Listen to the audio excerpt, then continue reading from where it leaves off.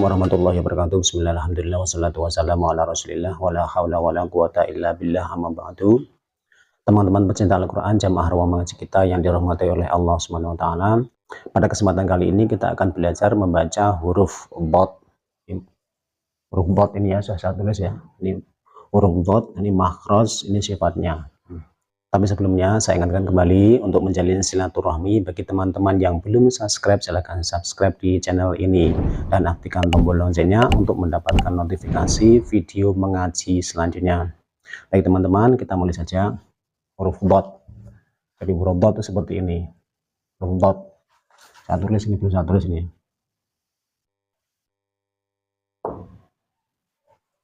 Dhad. Nah, ini kelihatan ya, huruf dhad. Jadi episode kan episode terus dhad. Nah, ini huruf dhadnya. Jadi huruf dhad itu makhrajnya berada di pangkal tepi lidah. Pangkal tepi lidah sini sampai ke tengah-tengah lidah, sampai pangkal tepi lidah, pangkal tepi lidah sampai ke tengah-tengah tepi lidah, ya. Kemudian ditempelkan ke gigi geraham atas. Do, do. Pangkal tepi lidah sampai ke tengah-tengah tepi lidahnya, tepi lidah tapi bagian tengah ditempelkan ke gigi geraham atas. Walam do, walam do, di do, di do, di do, di do. Jadi panjang nih, walam do, dari pangkal tepi lidah sampai tengah-tengah tepi lidahnya. Tepi lidah bagian tengah ditempelkan ke gigi geraham atas. Bo, bukan to tapi bo. Nah ini dicembungkan ya, dicembungkan, kemudian lidahnya agak dikeluarkan sedikit. Do, di, do. Nah itu bisa keluar huruf do. Walau di do. Nah, di sini ya maknanya ya. Coba latihan. Di do, dicembungkan sedikit. Walau di do. Nah, itu makhrajnya. Makanya seperti itu ya. Ingat-ingat. Pangkal tepi lidah sampai tengah-tengahnya ya, tengah-tengah tepi lidah yang bagian tengah itu ditempelkan ke gigi geraham atas. Do, ini sambungkan. Do, nih lidahnya keluar sedikit. Do, jadi bisa keluar huruf do. Di do. Kemudian sifatnya, ini maknanya sudah selesai ya, sudah bisa ya Allah. Ini sifatnya yang pertama adalah jahar. Jadi kalau kita bernafas ya, jahar itu seperti biasa. Ini tertahannya nafas. Jadi nafasnya tertahan. Walau jadi saat mengeluarkan huruf do itu nafasnya ditahan. Walau ditahan, bukan itu bukan keluar, tapi ditahan. Walau do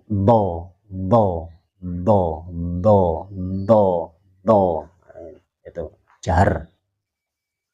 Kemudian sifat yang kedua adalah rokhawah, nah, tapi harus lunak, harus lancar suara. Pengeluarannya harus lancar, suaranya lancar. Walau di do, bukan tertahan. Do, lancar saja, langsung. Do, begitu. Rokhawah. Kemudian sifat yang ketiga, yaitu isti'la. Nah ini pangkal lidah dinaikkan. Ini jadi huruf do ini termasuk huruf tebal. Pangkal lidah dinaikkan ke atas. Dinaikkan, ini kan pangkal lidah ya. Naik ke atas. Do,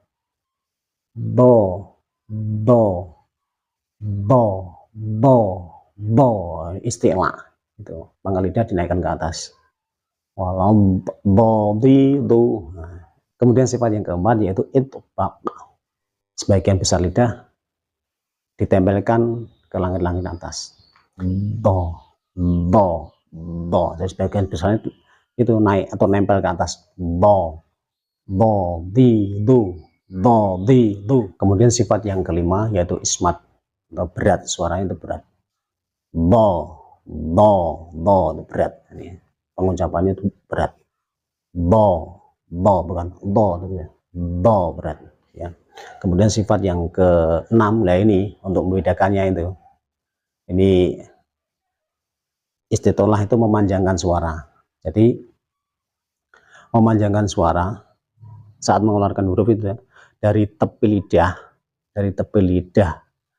pangkal tepi lidah sampai ke tengah-tengah tepi lidah bagian tengah itu tetap disuarakan itu. Jadi memanjangkan suara. Do. Nih, tuh, nih ya. Nih, do. Ini pangkalnya sampai ke sini. Do.